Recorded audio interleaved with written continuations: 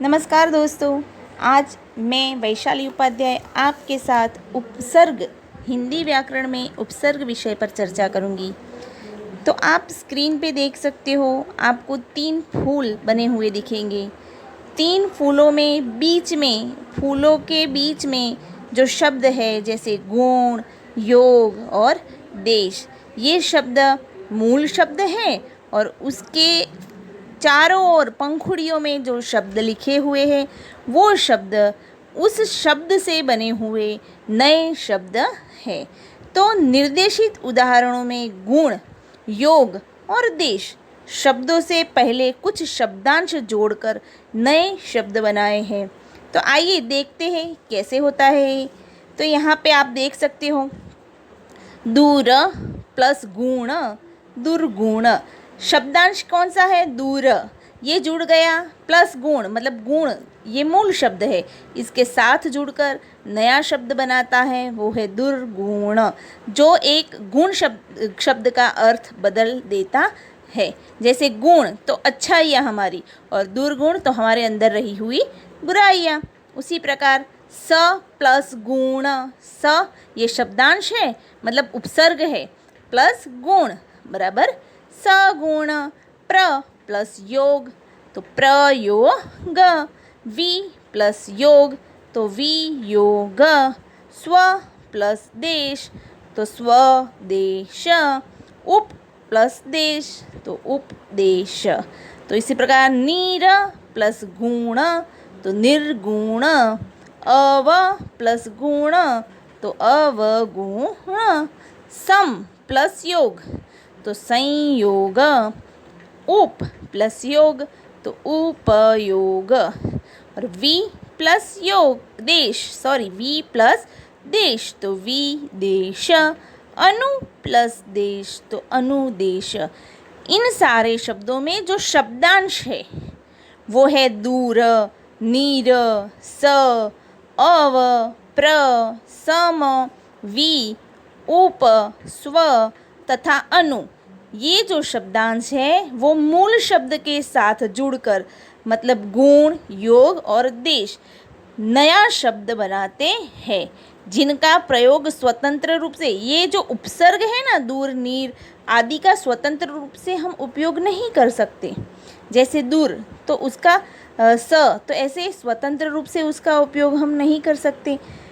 इन्हें केवल शब्दों के प्रारंभ में ही जोड़ा जा सकता है, और शब्दों के प्रारंभ में जुड़ने से ये उनके अर्थ में परिवर्तन ला देते हैं तथा नए शब्दों का निर्माण करते हैं। तो इस प्रकार उपसर्ग की परिभाषा की जाए तो किस प्रकार होगी? तो उपसर्ग वे शब्दांश है जो सार्थक शब्दों से पूर्व जुड़ने पर अर्थ में परिवर्तन ला देते हैं। हम ये समझ सकते हैं कि जो शब्द के आगे जुड़कर नया शब्द बनाता है वह उपसर्ग है। इसी प्रकार अब आप इस कोष्टक में देखिए, उपसर्ग तो पूरी पंक्ति ऊपर से नीचे उपसर्ग लिखे हुए हैं, जैसे अ, अन, क, कु, नी, पर, स, अध, दु, बीन, भर और चौ। उपसर्ग के बाद में सभी उपसर्गों के अर्थ लिखे हैं। जैसे अ उपसर्ग लगता है तो उसका अर्थ शब्द पे क्या असर करेगा, शब्द किस प्रकार बदल जाएगा, ये अर्थ ये बताते हैं, और उदाहरण के रूप में उन उपसर्गों से बने हुए शब्द भी लिखे हुए हैं। इसका आपको ध्यानपूर्वक अभ्यास करना होगा। जैसे सबसे पहले है अ, तो उसका अर्थ होता है कभी नहीं, निषेध, और उदाहरण में अ उपसर्ग लगा हुआ है, वैसे उदाहरण मतलब नए शब्द लिखे हुए हैं। उसके बाद अन, तो उसका अर्थ होता है नहीं, अभाव, निषेध, और उसी प्रकार उदाहरण में है जैसे अनपढ़, अनहोनी आदि।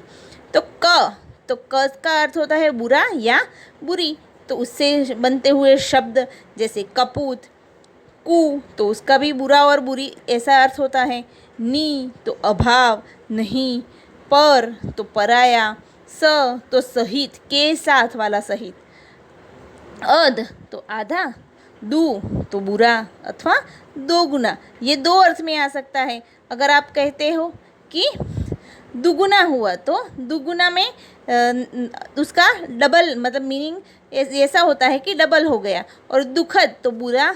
इस प्रकार दो शब्द अलग अलग अर्थ में बनते हैं। उसी प्रकार आगे देखते हैं बिन, तो बिन भी बिना अथवा निषेध को दर्शाता है, जैसे बिन बात, बिन ब्याह आदि। भर तो पूरा, ठीक, तो भर पेट, भरमार आदि। और चौ तो चार दिशा को दर्शाता है, तो चौराहा, चौमासा, चौकोर, इस तरह। अब इसमें जो स्वाध्याय नीचे दिए गए हैं वो आपको उनसे नए शब्द बनाने हैं उपसर्ग का उपयोग करके। आशा रखती हूँ उपसर्ग आप समझ चुके होंगे।